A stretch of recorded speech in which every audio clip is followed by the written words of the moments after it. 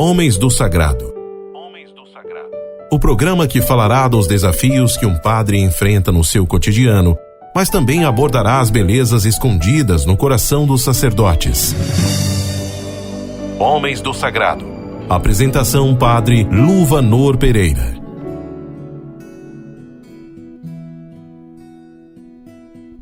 Em nome do Pai, do Filho e do Espírito Santo. Amém. Jesus, manso e humilde de coração, fazei o nosso coração semelhante ao vosso. Dileto rádio ouvinte, também você que nos acompanha através das mídias digitais.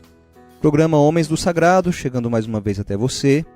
Na locução, Padre Luvanor, Diocese de Uruaçu, aqui no norte do estado de Goiás.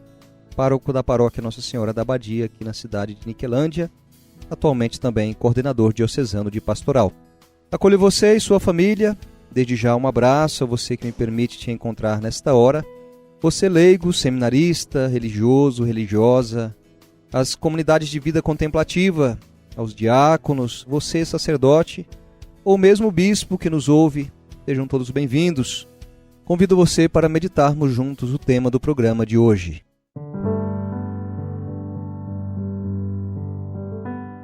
No programa da última quinta-feira falávamos sobre o evangelizador, o Espírito Santo e o evangelizando.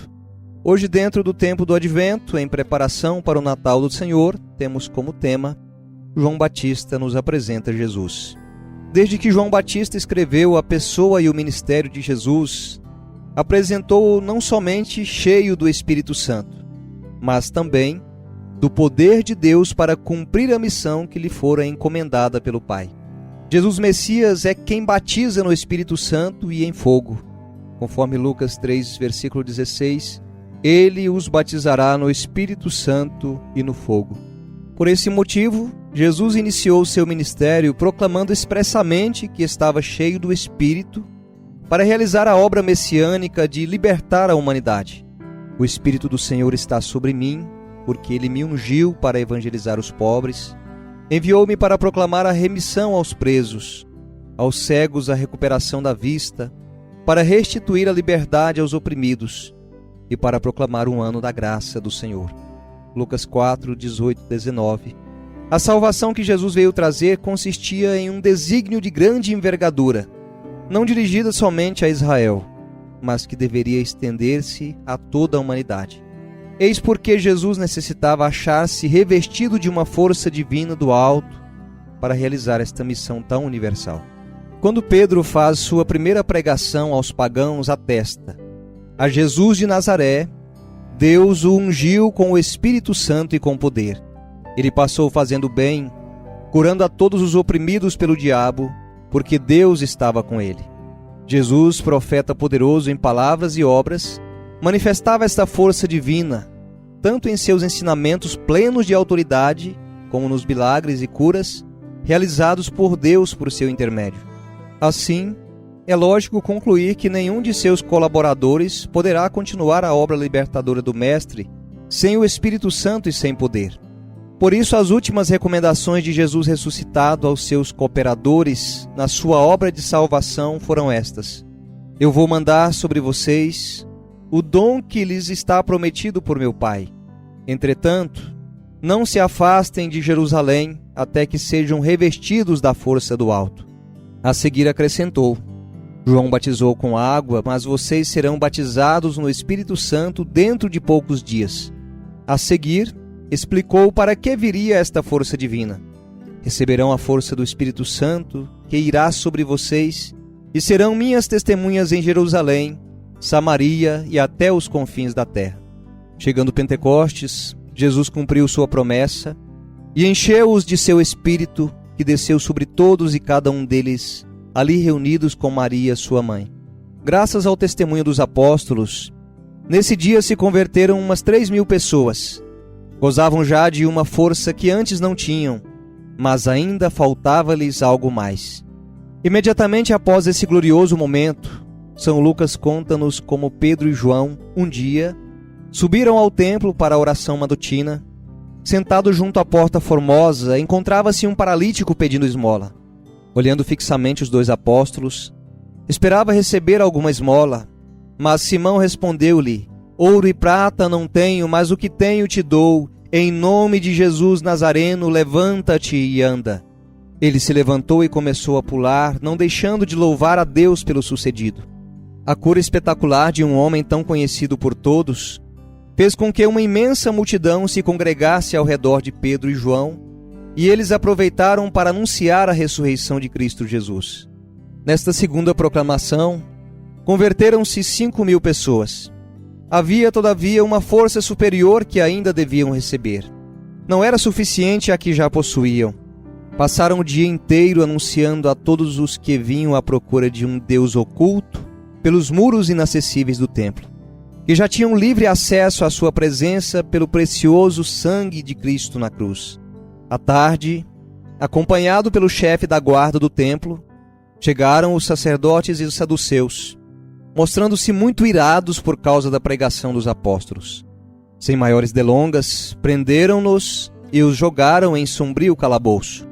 No dia seguinte, realizou-se reunião plenária das autoridades religiosas de Jerusalém, a fim de discutir o acontecido.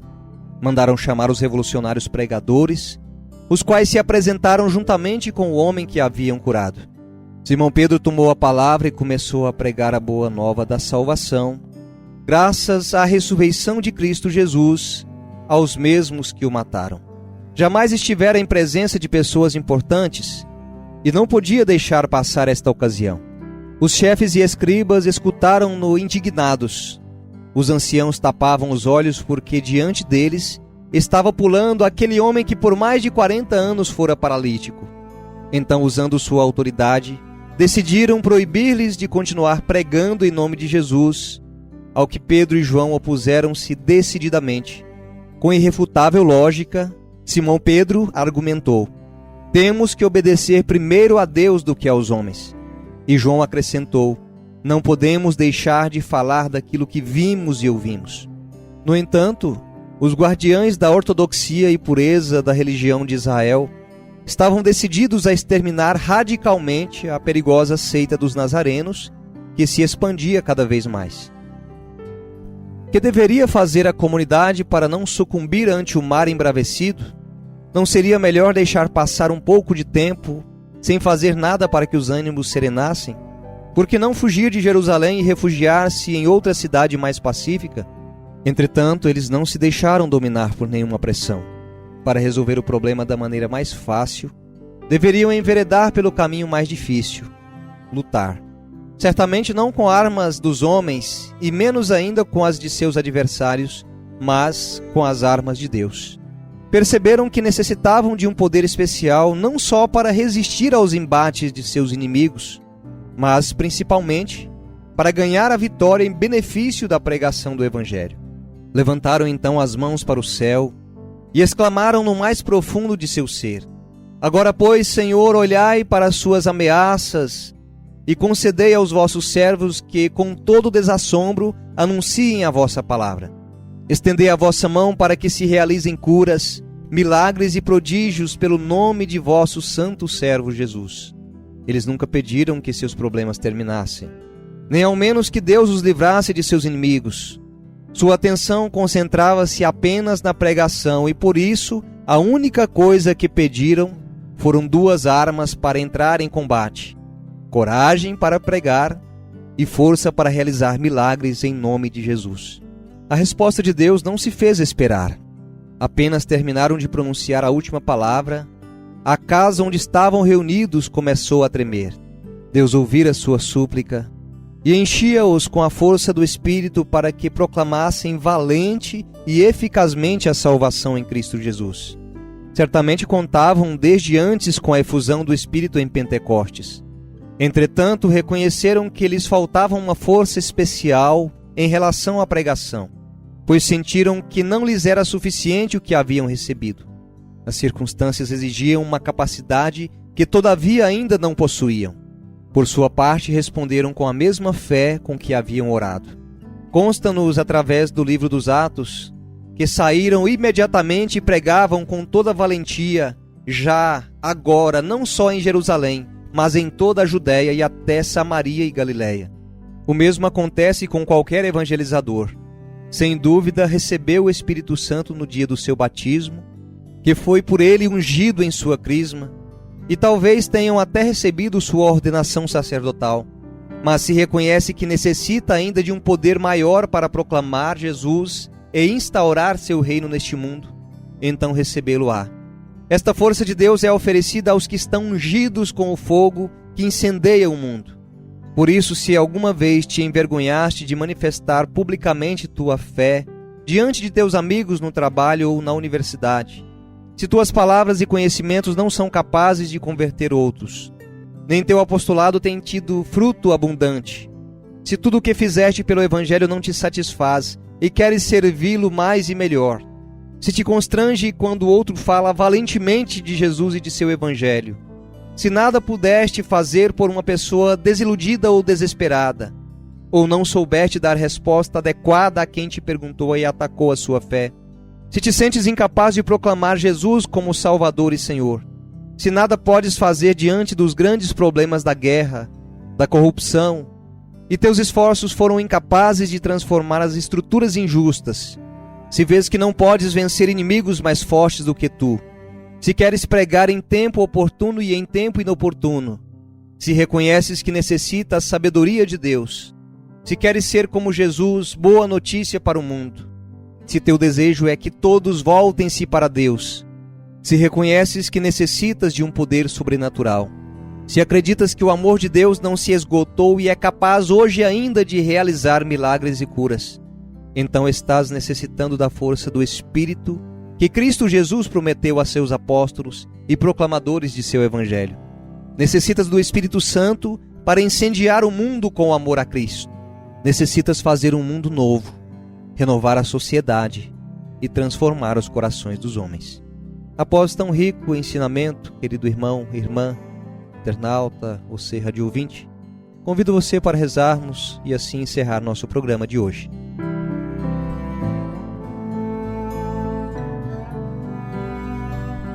Vinde, Espírito Criador, visitai a alma dos vossos fiéis, enchei de graça celestial os corações que vós criastes, vós chamado Consolador, dom do Deus Altíssimo, fonte viva, fogo, caridade e unção espiritual.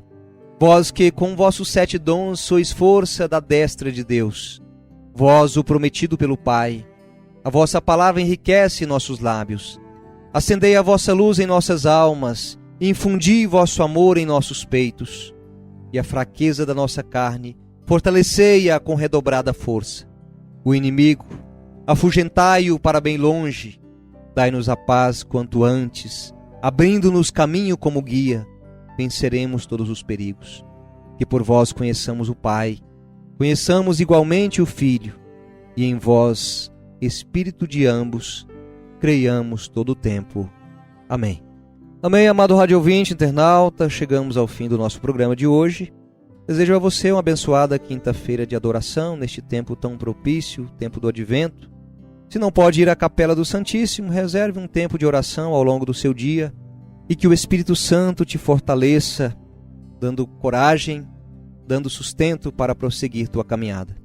Fique com Deus e que a bênção dele esteja sobre você, ele que é Pai e Filho e Espírito Santo. Amém. Nos encontramos no próximo programa. Fiquem todos com Deus. Sacerdote, sal da terra, sacerdote, luz do mundo, assim falou Jesus.